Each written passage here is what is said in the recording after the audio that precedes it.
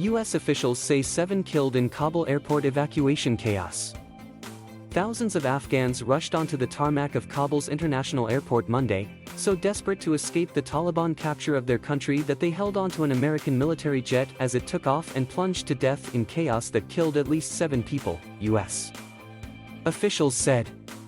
The crowds of people rushing the airport came as the Taliban enforced their rule over the wider capital after a lightning advance across the country that took just over a week to dethrone the country's Western-backed government. While there were no major reports of abuses, many stayed home and remained fearful as the insurgents' advance saw prisons emptied and armories looted. The Taliban swept into Kabul on Sunday after President Ashraf Ghani fled the country, bringing an end to a 2-decade campaign in which the U.S. and its allies had tried to transform Afghanistan. The country's Western-trained security forces collapsed or fled, ahead of the planned withdrawal of the last American troops at the end of the month. Residents raced to Kabul's international airport, where the civilian side was closed until further notice, according to Afghanistan's Civil Aviation Authority. The U.S. military and other Western forces continued to organize evacuations. Videos circulating on social media showed hundreds of people running across the tarmac as U.S. troops fired warning shots in the air. One showed a crowd pushing and shoving its way up a staircase, trying to board a plane, with some people hanging off the railings. In another video, hundreds of people could be seen running alongside a U.S. Air Force C-17 transport plane as it moved down a runway. Some clung to the side of the jet just before takeoff. Another video showed several falling through the air as the airplane rapidly gained altitude over the city. Senior military officials, who spoke on condition of anonymity to discuss the ongoing operation, told the Associated Press that the chaos left 7 dead, including several who fell from the flight. The storming of the airport, seen from space by passing satellites, raised questions about how much longer aircraft would be able to safely take off and land. Shafi Arafai, who had a ticket to travel to Uzbekistan on Sunday, was unable to board his plane because it was packed with people who had raced across the tarmac and climbed aboard, with no police or airport staff in sight. "There was no room for us to stand," said the 24-year-old. Children were crying, women were shouting, young and old men were so angry and upset, no one could hear each other. There was no oxygen to breathe. After a woman fainted and was carried off the plane, Arafai gave up and went back home. The U.S. embassy has been evacuated and the American flag lowered, with diplomats relocating to the airport to aid with the evacuation. Other Western countries have also closed their missions and are flying out staff and nationals. Afghans are also trying to leave through land border crossings, all of which are now controlled by the Taliban.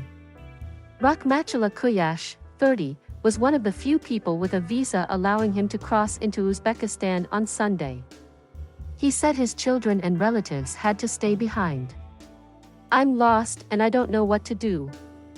I left everything behind," he said. A senior U.S.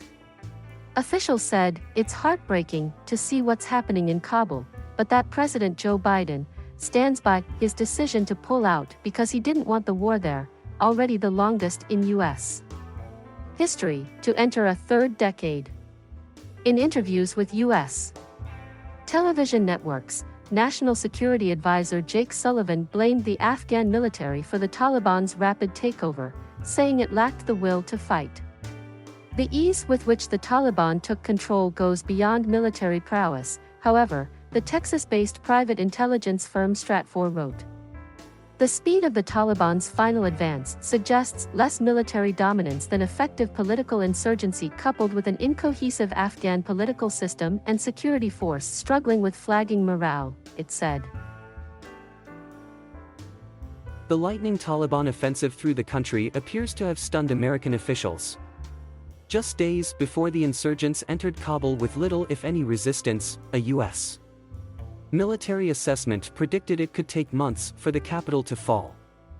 The rout threatened to erase 20 years of Western efforts to remake Afghanistan that saw tens of thousands of Afghans killed as well as more than 3,500 U.S. and allied troops. The initial invasion drove the Taliban from power and scattered al-Qaeda, which had planned the 9/11 attacks while being sheltered in Afghanistan. Many had hoped the Western-backed Afghan government would usher in a new era of peace and respect for human rights. As the U.S. lost focus on Afghanistan during the Iraq War, the Taliban eventually regrouped. The militants captured much of the Afghan countryside in recent years and then swept into cities as U.S.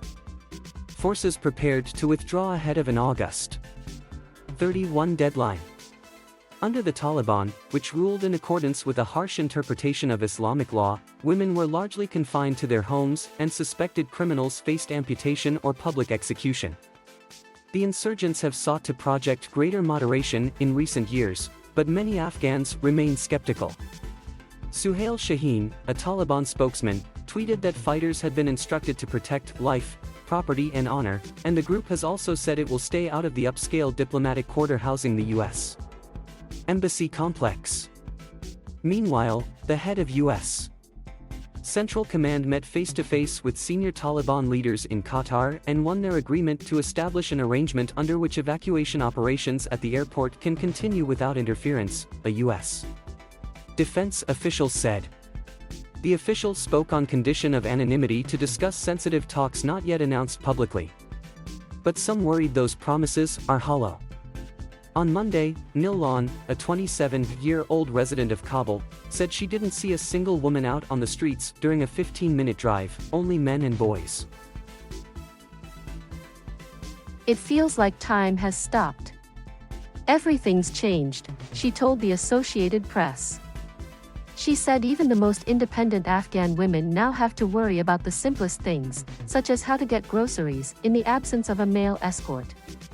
Nillan, who spoke on condition that she only be identified by her first name out of fear for her safety, said the Taliban ran TV ads urging people to return to work, without mentioning women. "We don't know what to do, we don't know if we still have jobs," she said. "It feels like our life and our future has ended."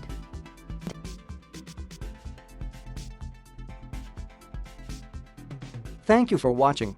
Please subscribe